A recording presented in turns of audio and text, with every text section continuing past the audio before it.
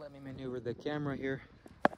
Something that I've noticed about native Australians here, I'm in Darwin, Australia, is that they're so physically strong.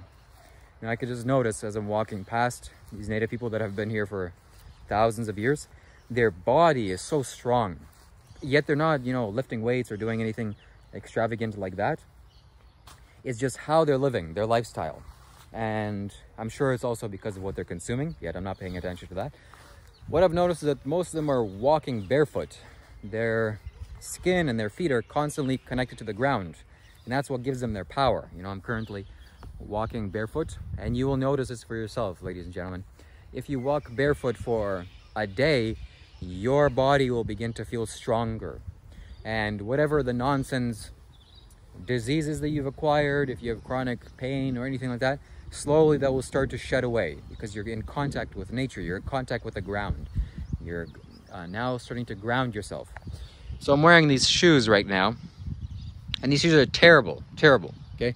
I have not had good shoes in a while. These are the best shoes out of the terrible choices that I've ever had. The best thing I can walk is barefoot, yet that's not practical, or maybe it is practical, yet I'm just being too soft. The reason why the shoes are so bad is because they're not allowing me to connect with the ground. They are very bad conductors for nature, for the natural energy that's presented with the earth. So it's like I'm insulating myself from the ground. It's exactly what shoes are doing.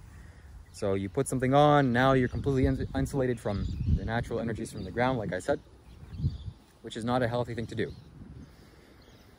Another reason why I see native Australian people are so strong is because they're exposed to the elements. They're constantly outside. I don't see them inside often.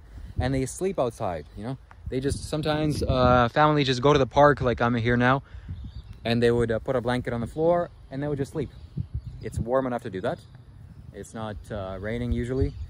And they sleep outside in nature. Now I want you to think back to a time that you slept in a tent, in like if you were camping, in the forest, in the woods. Your sleep quality would significantly improve, and also you would feel better and you would feel stronger. Actually, this is what I'm willing to bet on. So yes, I want to have this kind of strength and physical integrity. So this leads me to conclude that I have to find some kind of living space and arrangement for me to be able to safely do all of these things. Because walking barefoot on the ground in this kind of society on concrete and where humans are living is not so safe. First of all, it's filthy in many ways, in more than ways than one. And also glass is all over the place and you can step on things that'll hurt you. And also it's too hot, concrete heats up so much, so you can't do it in a hot climate. Yet on grass, you can walk on grass that's been exposed to the sun for a long time. That's no problem. So I see my life taking me somewhere that's more tropical in nature, even more tropical than this.